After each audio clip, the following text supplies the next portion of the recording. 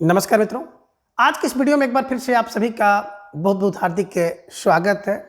आज हम काव्यशास्त्र भाग 10 के अंतर्गत छंद एवं छंद से संबंधित महत्वपूर्ण पहलू, जहां से आपकी परीक्षा में प्रश्न पूछे जाते हैं, तो उन सभी महत्वपूर्ण पहलुओं को अब तक की सबसे आसान ट्रिक की सहायता से याद करने का प्रयास करेंगे। तो जैसा कि स्क्रीन पर आप देख पा रहे हैं, छंद और छंद की बात करें तो छंद का शाब्दिक अर्थ होता है बांधना, यानी कि किसी भी पद रचना को नियमों आदि से बांधने की जो क्रिया होती है उसे छंद कहते हैं।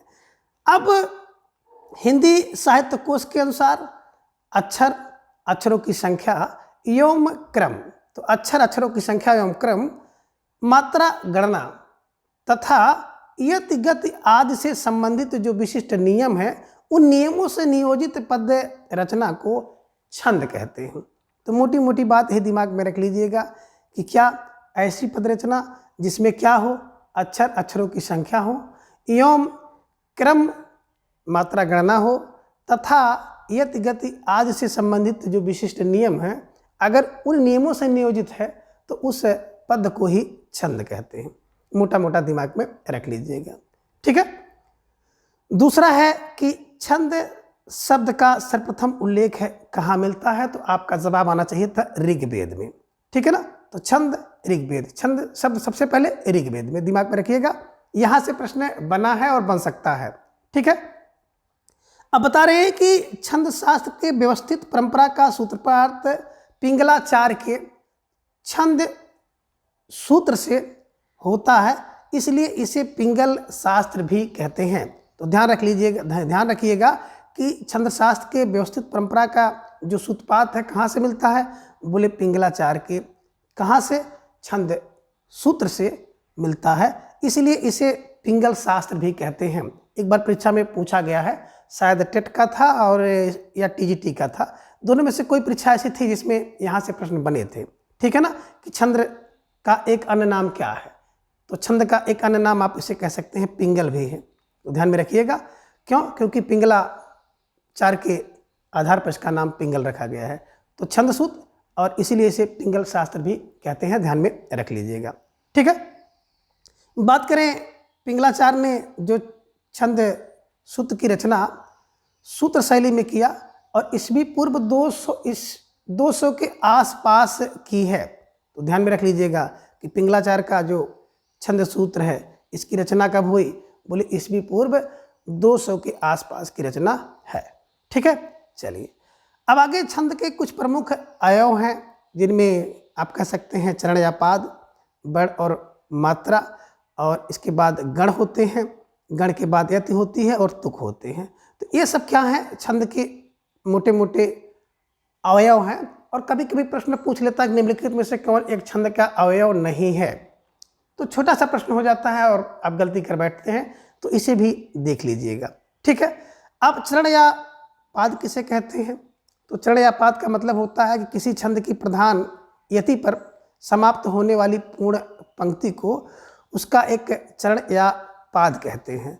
तो समानतः छंद में 4 चरण होते हैं और प्रत्येक चरण में मात्राओं एवं वर्णों की संख्या क्रम अनुसार नियोजित होती है, कि यानी अलग अलग छंदों में अलग अलग मात्रा, अलग अलग वर्णों का प्राविधान देखने को आपको मिलता है, ठीक है।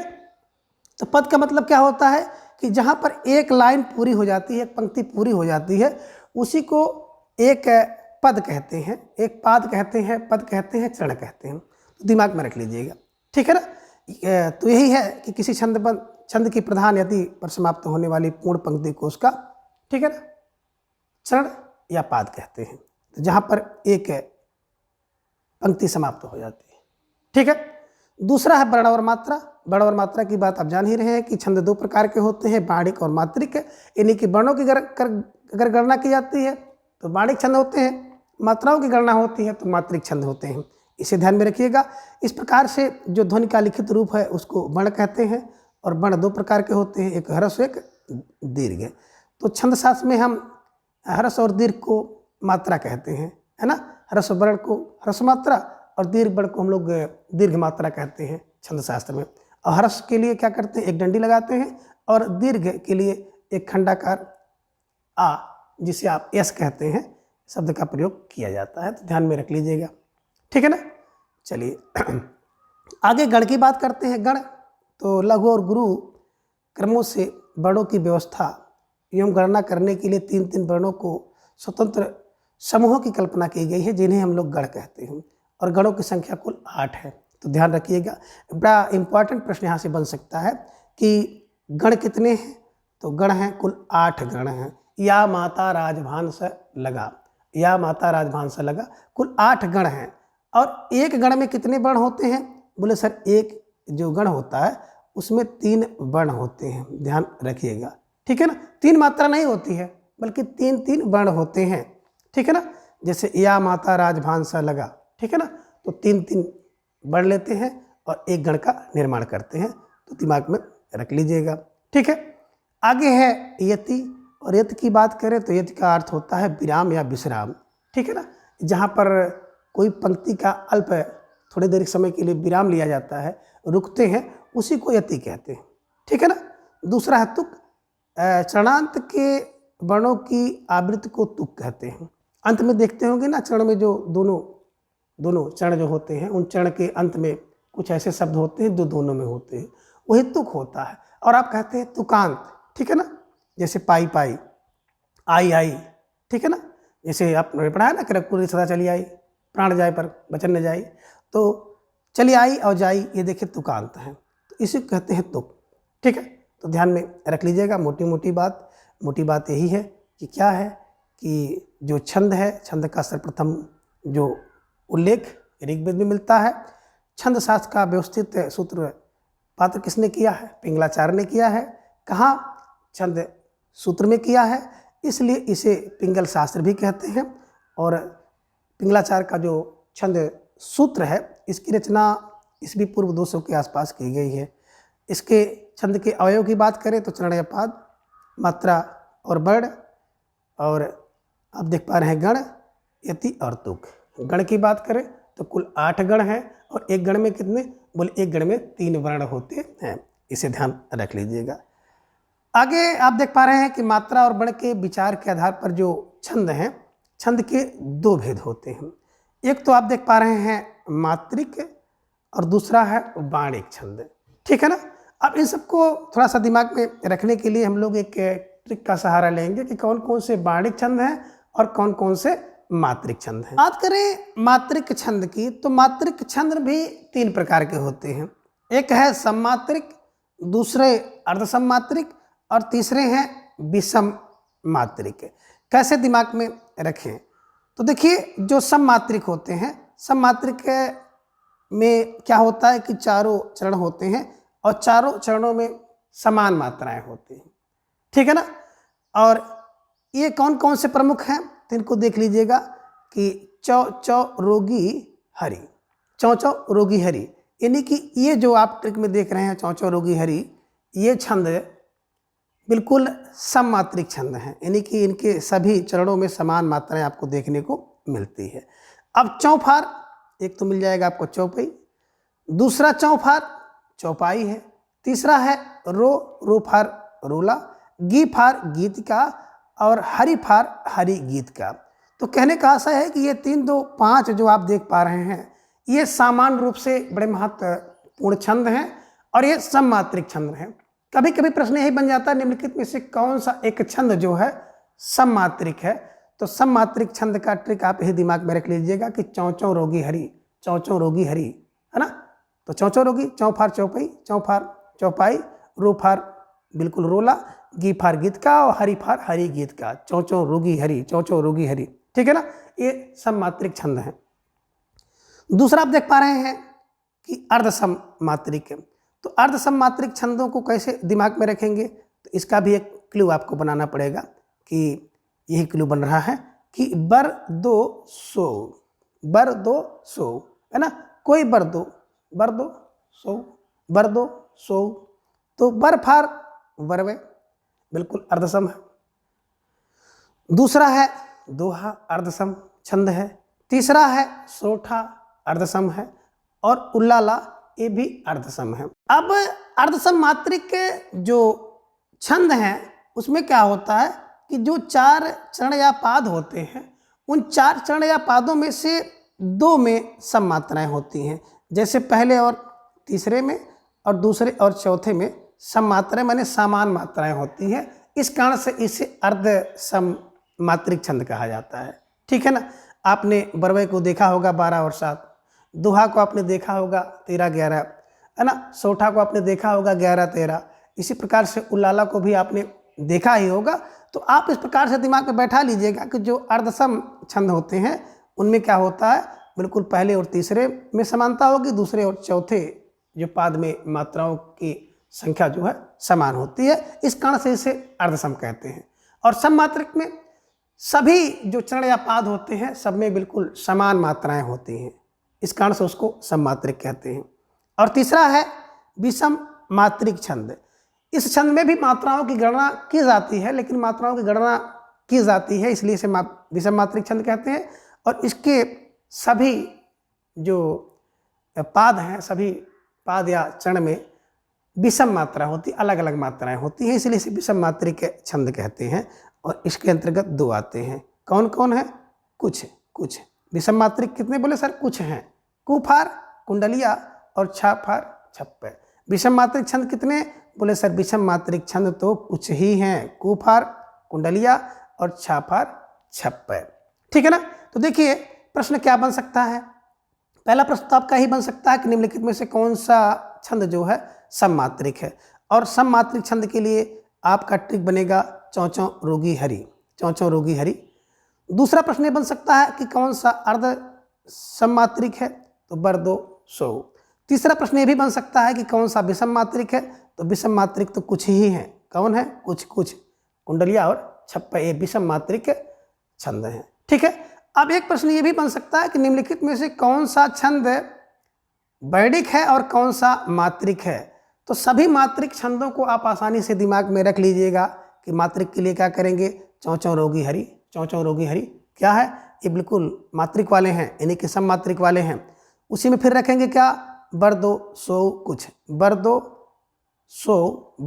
सो और कुछ। ठीक है ना।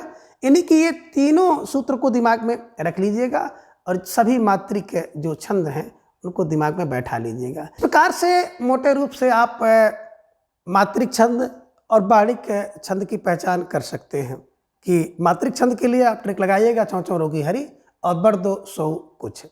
अगर इसमें से कोई है तो निश्चित रूप से आपका मात्रिक छंद होगा। और इसके अलावा जो आ जाते हैं वो सब बाणिक छंद होंगे, ध्यान रखिएगा। आसानी से आपका एक प्रश्न यहाँ से बन जाएगा कि बरदो सो कुछ ये मात्रिक छंद हैं और इनके अलावा जो बच जाए वो बाणिक छंद हैं। तो आशा करते हैं कि इस ट्रिक की सहायता से आपको सम मात्रिक छंद, अर्ध सम मात्रिक छंद और विषम मात्रिक छंद तथा आप मात्रिक छंद और बाणिक छंदों को आसानी से कर लेंगे। अब आगे प्रमुख जो मात्रिक छंद हैं उन सभी छंदों को हम लोग थोड़ा सा संक्षिप्त रूप से देखेंगे, जिनमें पहला आप देख पा रहे हैं दोहा। दोहा की बात करें तो आपने ट्रिक में देखा था क्या कि बरदो सो यानी कि बरवै, दोहा, सोठा और उल्लाला, ये क्या थे? ये अर्ध सम मात्रिक छंद थे। तो ध्यान में रख लीजिएगा। यहाँ पर आपने दोहा को देखा कि दोहा वह अर्ध सम मात्रिक छंद है। ठीक है ना। जिसके प्रथम और तृतीय चरण में 13-13, द्वितीय तथा चतुर्थ चरण में 11-11 मात्राएं होती हैं और सम चरणों के अंत में गुरु और लघु होता है। तो ध्यान में रख लीजिएगा, मोटी बात यही है। ठीक है ना। तो दोहा को याद करने के लिए कर लीजिएगा 13 दोहा, है ना। यानी कि पहले और तीसरे में 13-13 और दूसरे और चौथे में 11-11 जो मात्राएं होती हैं दोहा में होती हैं, ध्यान रखिएगा। और अंत में गुरु और लघु होता है, इसे ध्यान में रख लीजिएगा। ठीक है ना। तो दोहा को आपने देख लिया। दूसरा है सोरठा। सोरठा की बात करें तो यह भी एक अर्धसम मात्रिक छंद है। दोहा का उल्टा होता है, अर्थात इसके तृतीय यानी पहले और तृतीय में क्या होता है 11-11, द्वितीय और चतुर्थ में 13-13 होता है। तो ध्यान में रख लीजिएगा, दोहा का उल्टा सोरठा, दोहा का उल्टा सोरठा दिमाग में रख लीजिएगा, आसानी से याद हो जाएगा। ठीक है। आगे है रोला। अब रोला भी आपने देखा था, ठीक है ना। यह भी बरदो सो, ठीक है ना। और रोला को देखेंगे तो रोला का आपने वहाँ पे देखा था चौचो रोगी हरी, चौचो रोगी हरी यानी कि सममात्रिक था। रोफार रोला था ना, तो रोला सममात्रिक छंद है और प्रत्येक चरण में 24-24 मात्राएं होती हैं और प्रत्येक चरण में बात करें तो 11 और 13 मात्राओं पर यति होती है, ठीक है ना। और प्रत्येक चरण के अंत में 2 गुरु और 2 लघु की योजना होती है। तो मोटी मोटी बात आपको यही रखना है कि जो रोला होगा ये सममात्री है, सममात्रिक छंद है। क्यों? क्योंकि चौचो रोगी हरी ट्रिक में आता है, चौचो रोगी हरी, चौचो रोगी हरी में, तो रोफाल रोला। प्रत्येक चरण में कितनी? 24 मात्राएं, 24 मात्राएं, ठीक है ना। 24 रोला, रोला कर लिए रोज, रोज कितने बोले 24 घंटा होते हैं, रोज रोज रो रो रो रो रो, ठीक है ना, 24 घंटे होते हैं तो 24 मात्राएं होती हैं। और प्रत्येक चरण में 11 और 13 मात्राओं पर यति होती है, 11 मात्रा और 13 मात्रा पर यति हो जाती है। और प्रत्येक चरण के अंत में 2 गुरु और 2 लघु, 2 गुरु 2 लघु, ठीक है। ऐसे दिमाग में रख लीजिएगा, आसानी से याद हो जाएगा, ठीक है। आगे देख पा रहे हैं आप चौपाई की बात करें तो चौचो रोगी हरी सममात्रिक छंद, ठीक है ना। तो देखिए यह सममात्रिक छंद है।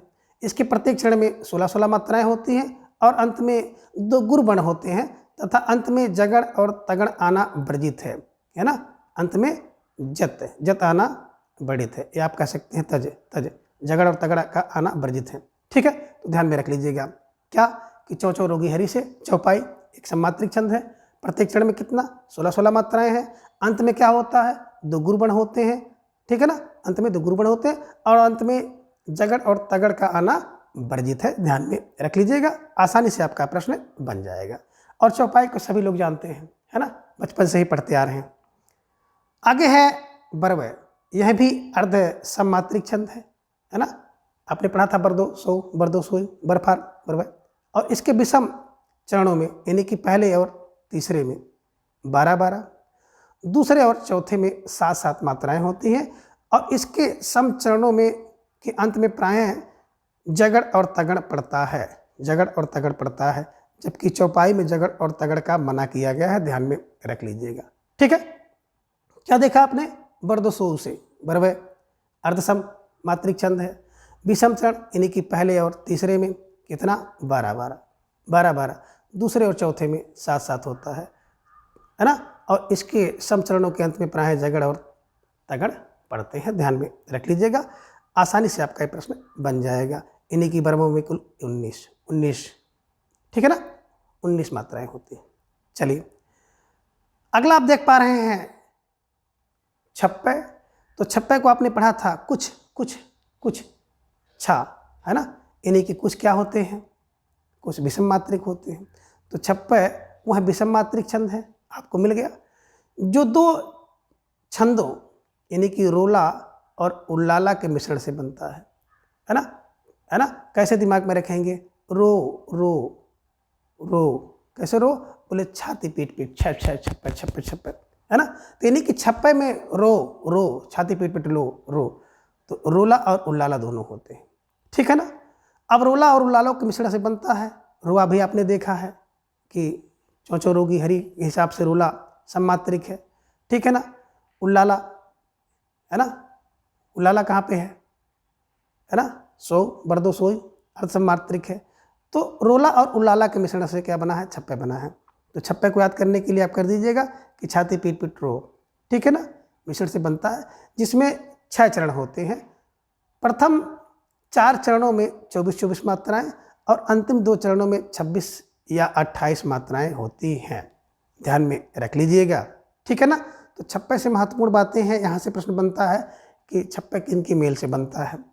तो रोला तथा उल्लाला, रोला तथा उल्लाला, उल्लाला तथा रोला अगर देगा तो आप उस पर विकल्प में क्लिक मत करिएगा, बल्कि सही लगाइएगा, रोला तथा उल्लाला, रो, छाती पीट पीट रो रो रो, ठीक है ना।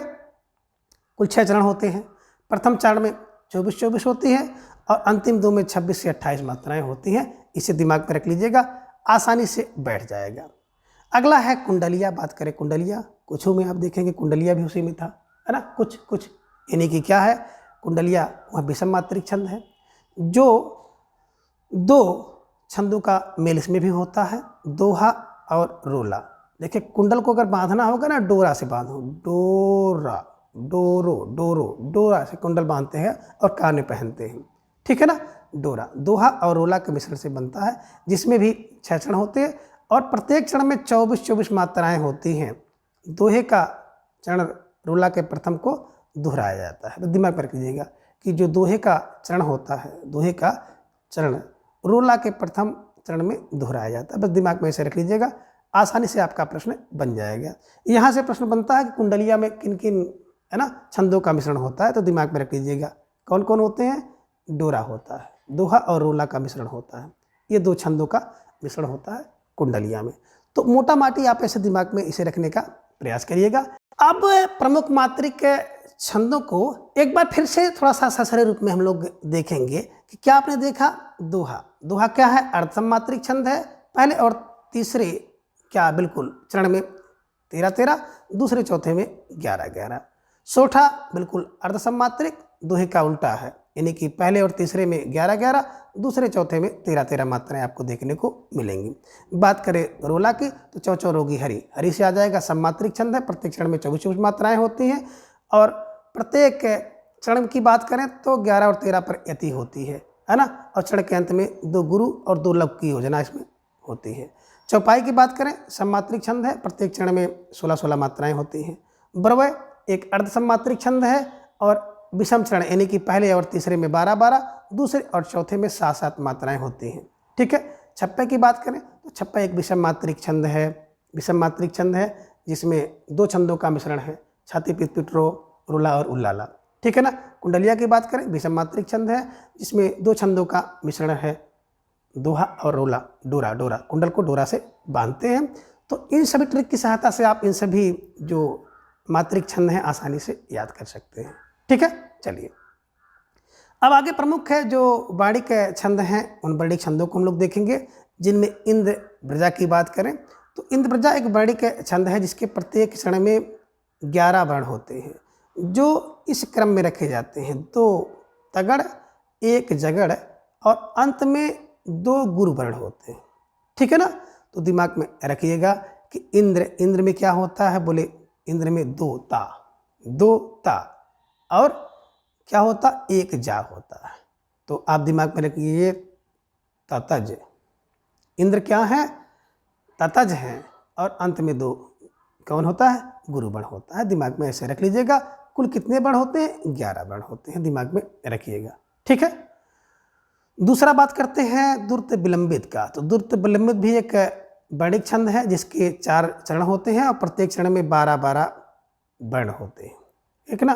1 नगड़ होगा, 2 भगड़ होंगे और 1 रगड़ होगा, यानी कि न भर न भर और भा की घात 2 यानी कि भादो, न भर न भर न भर, है ना। ना भर जब विलम्ब हो जाए तो ना भरो भैया, ठीक है ना। ना भरो, नभो भरो, ना भरो, नभो भरो, ठीक है, ना भरो। अगर विलम्ब हो जाए कोई काम तो ना भरो, दिमाग में रख लीजिएगा। और 12 कुल 12 वर्ण होते हैं। आगे है मंदाक्रांता। मंदाक्रांता की बात करें तो मंदाक्रांता एक वाणिक छंद है जिसके 4 चरण होते हैं और प्रत्येक चरण में 17-17 वर्ण होते हैं। मगड़, भगड़, नगड़ और 2 तगड़ और अंत में 2 गुरु वर्ण जो है क्रम से रखे जाते हैं। तो इसे भी दिमाग में रखिएगा कि मगड़, भगड़, नगड़, तगड़ और अंत में 2 गुरु वर्ण क्रम से होते हैं, ध्यान में रखिएगा। यहाँ से भी प्रश्न बन सकता है, ठीक है। आगे आप देख पा रहे हैं मालनी, यह एक वाणिक छंद है जिसमें 4 चरण होते हैं और प्रत्येक चरण में 15-15 वर्ण होते हैं। 2 नगड़, 1 मगड़ और 2 यगड़ के क्रम में रखे जाते हैं और 8 तथा 7 अक्षरों पर यति होती है, इसे भी ध्यान में रखना होगा। आगे आप देख पा रहे हैं शिखड़ी। शिखड़ी एक वाणिक छंद है जिसमें 4 चरण होते हैं और प्रत्येक चरण में 17 वर्ण होते हैं, जो 1 यगड़, 1 मगड़, 1 नगड़ और 1 सगड़ तथा 1 भगड़, 1 लघु और 1 गुरु के क्रम में रखे जाते हैं और इसमें 6 से 11 वर्णों पर यति होती है, ठीक है, दिमाग में रखिएगा। तो यहाँ से प्रश्न आपका बनता कितने वर्ण होते हैं, शिखरणी में 17 वर्ण होते हैं, तो ना शिखरणी 17, ठीक है। आगे बात करते हैं सवैया। सवैया की बात करते हैं तो वह एक वाणिक छंद है। प्रत्येक चरण में 12 से लेकर के 26 वर्ण होते हैं और प्रत्येक चरण में किसी एक गण की 7-8 आवृत्ति से बनता है, इसे भी ध्यान में रखिएगा। मत गेंद की बात करें तो सवैया है ना, वह क्या है, एक सवैया है जिसके प्रत्येक चरण में 23 अक्षर होते हैं जो 7 भगड़ 2 गुरु क्रम में रखे गए हैं। कवित्त भी एक वर्णिक छंद है जिसमें प्रत्येक चरण में 31-31 या 32-32 या 33-33 वर्ण होते हैं और इसमें मात्राओं के क्रम का नियंत्रण होने से गणों का विधान नहीं है, केवल वर्णों के क्रम है ना, और प्रत्येक चरण में बराबर होती है। इसके 3 भेद होते हैं। ठीक है। अब कवित्त में एक है मनहरण कवित्त। मनहरण कवित्त 31 वर्ण, प्रत्येक चरण में 31 वर्ण होते हैं और प्रथम 16 वर्णों पर्यंत होती है, अंत में गुरु होता है। दूसरा है रूप घनाक्षरी, इसके प्रत्येक चरण में 32 वर्ण होते हैं और प्रत्येक 16 वर्ण पर्यंत होती है, अंतिम वर्ण गुरु होता है।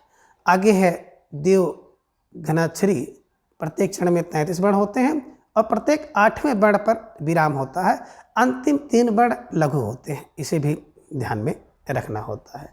ठीक है ना।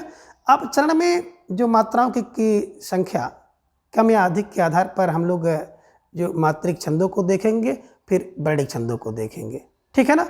तो देखिए यहाँ से जो प्रश्न आपका बनता है खासतौर से मात्रा को लेकर बनता है, तो मात्राएं सबको हम लोग देखेंगे। सबसे पहले आप बात करें यहाँ पे चरण में मात्राओं की संख्या कम या अधिक के आधार पर हम लोग इसको देखेंगे। ठीक है ना। इन्हीं की मात्रिक छंद देखिए, पहला है तोमर। तोमर क्या है, एक मात्रिक छंद है, इसमें 12 मात्राएं होती हैं।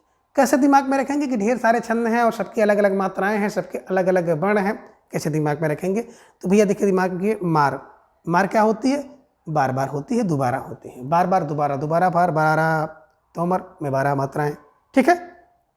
चौपाई की बात करें, बिल्कुल चौपाई, चौपाई में देखिए चौपाई ये होना चाहिए था, चौपाई में 15 और चौपाई में बिल्कुल एक मात्रा बढ़ गई तो एक है ना, यहाँ पे देखेंगे चौपाई हो गया लिखने में है ना, चौपाई थी यहाँ पे चौपाई हो गया, एक मात्रा बढ़ गई तो 16 हो गया, तो दिमाग में रख लीजिएगा।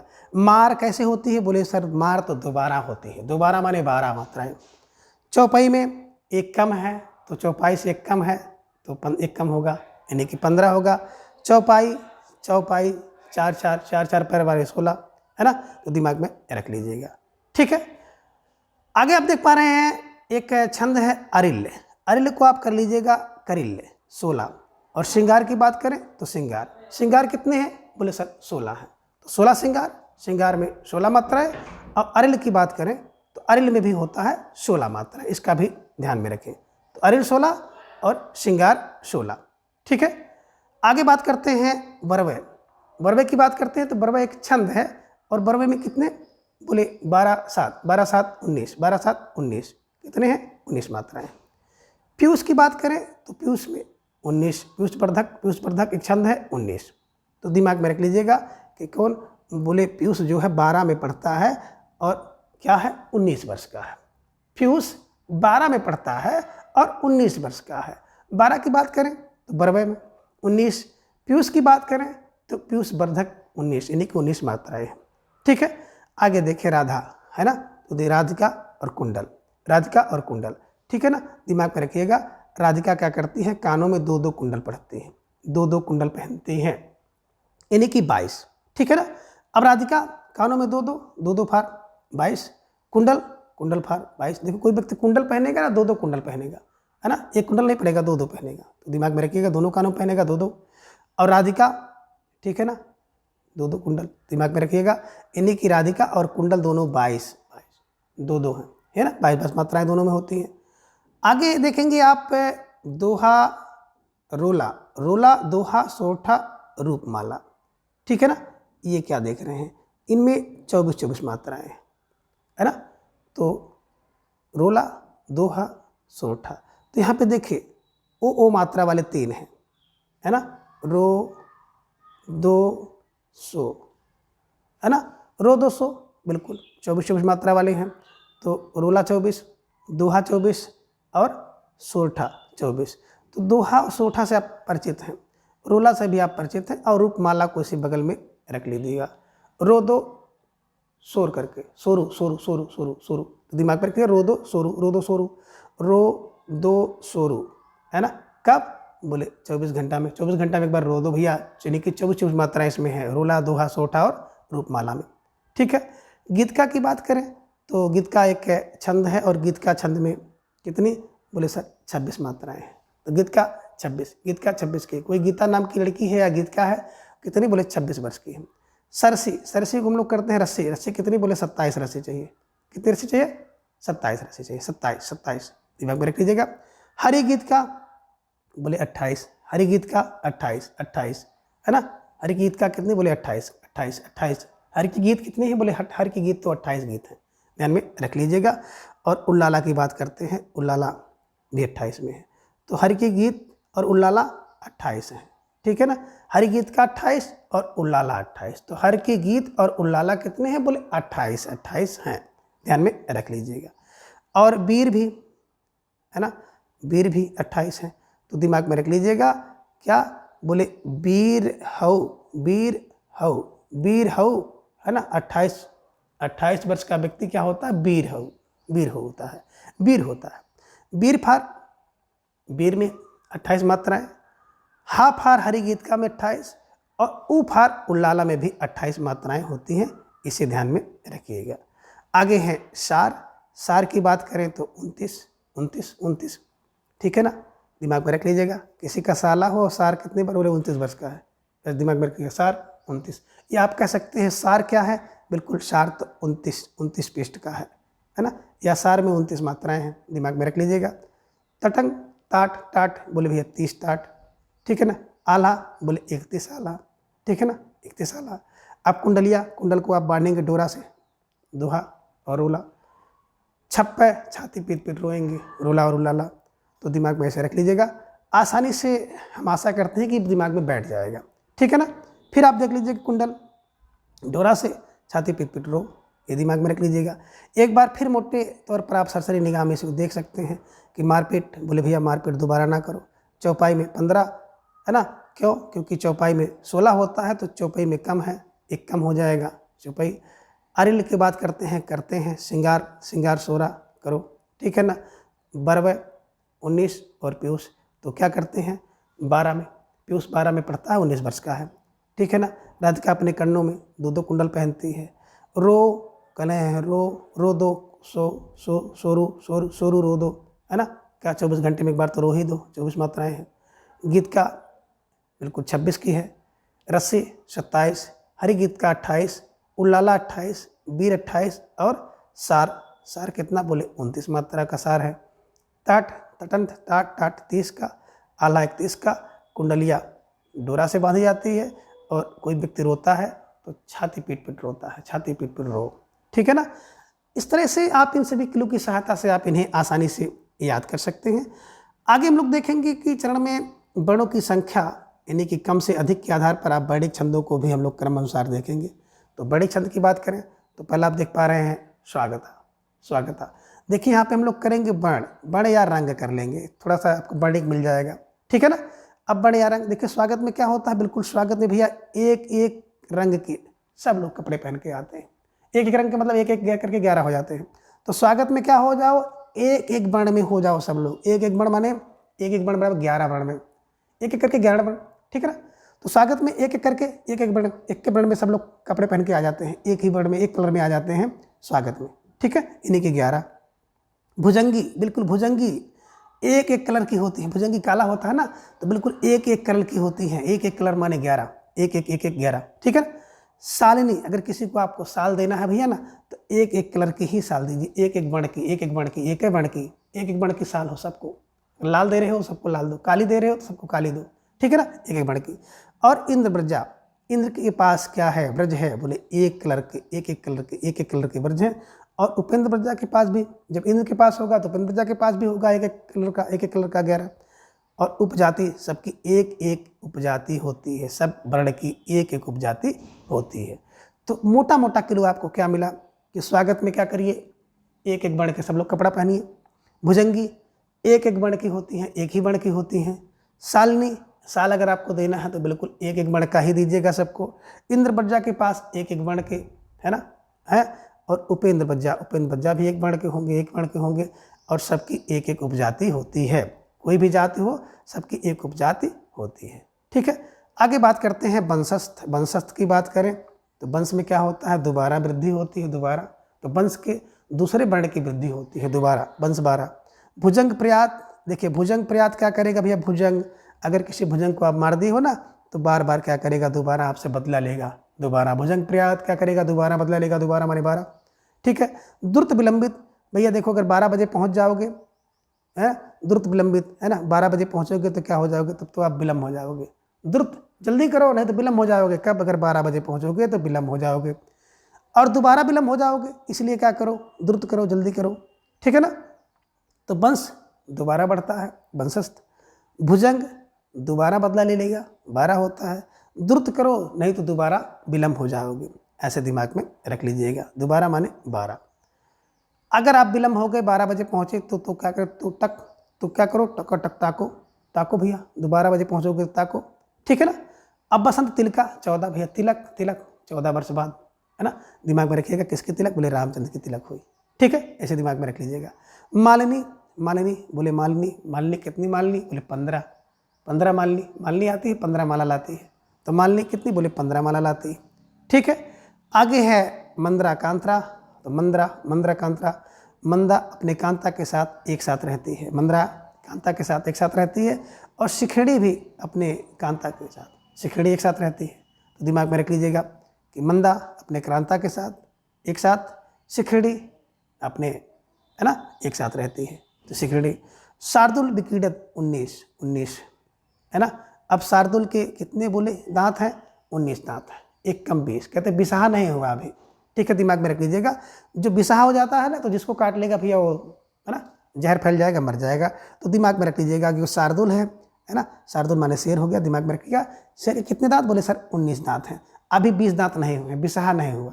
गाँव में एक प्रथा होती है ना, बिसाहा तो नहीं है, दांत देखो। तो शार्दुल के कितने दांत, बोले 19 दांत हैं, ऐसे दिमाग में रख लीजिएगा। आगे आप देख पा रहे हैं श्रगधरा का मतलब हो गया कि 2 धारा मिलकर के एक हो गई, 2 धारा मिलकर के एक हो गई, 2 धाराएं एक हो गई। दिमाग में ऐसे रखिएगा, आसानी से आपको याद हो जाएगा। अब आगे है सवैया की बात करें तो 22 से 26, सब लोग आइएगा भैया, कहाँ, बोले 22 से 26 के बीच में सब लोग आ जाइएगा, है ना। 22 से 26 की तारीख है तो उस तारीख में सब लोग आइएगा, सवैया सब लोग आइएगा। और घनाक्षर 31 होता है और रूप घनाक्षर 32 का होता है, देखिए 32 वर्ण होते हैं, ठीक है ना। अगर 31 वर्ण रख दोगे तो घनाक्षर हो जाएंगे और 32 वर्ण रख दोगे तो रूप घनाक्षर हो जाएंगे। तो कहने का आशय है, इन सभी ट्रिक की सहायता से आप इन्हें दिमाग में बैठा सकते हैं, ठीक है ना। स्वागत के लिए एक एक करके 11 लोग एक एक वर्ण के आते हैं, एक ही वर्ण में आ जाते हैं। भुजंगी एक वर्ण की होती हैं, एक एक वर्ण की होती हैं। साल देना है तो एक एक वर्ण के दीजिए, ठीक है ना। इंद्र के पास ब्रज है एक वर्ण का, उपेंद्र के पास ब्रज है एक वर्ण का, और सबकी एक एक उपजाति होती है, ठीक है ना। वंश का क्या करते हैं भैया, वंश दोबारा बढ़ता है, ठीक है ना। भुजंग दोबारा प्रयात करता है, बदला लेगा, दिमाग में रखिएगा। द्रुत करो नहीं दोबारा विलंब हो जाओगे, ठीक है ना। अब कह रहे हैं कि 12 बजे अगर पहुंचोगे तो टाकिए, तो टाको। बसंत तिलक 14 वर्ष में, मालिनी 15 की है, मंदरा क्रांता एक साथ रहते हैं और शिखड़ी एक साथ रहती है। शार्दुल का विकेट कितना है, 19 है। श्रगधारा 2 मिलकर के 1 होते हैं और सवैया 22 से 26 का होता है। घनाक्षरी 31 का और रूप घनाक्षरी 32 का है। तो इस प्रकार से इन सभी ट्रिक की सहायता से आप इन सभी जो भी छंद से संबंधित तथ्य हैं उसे आसानी से याद कर सकते हैं। तो आज की इस वीडियो में बस इतना। अगले वीडियो में फिर हम इसके अगले भाग को जानेंगे। तब तक के लिए धन्यवाद, नमस्कार, बाय।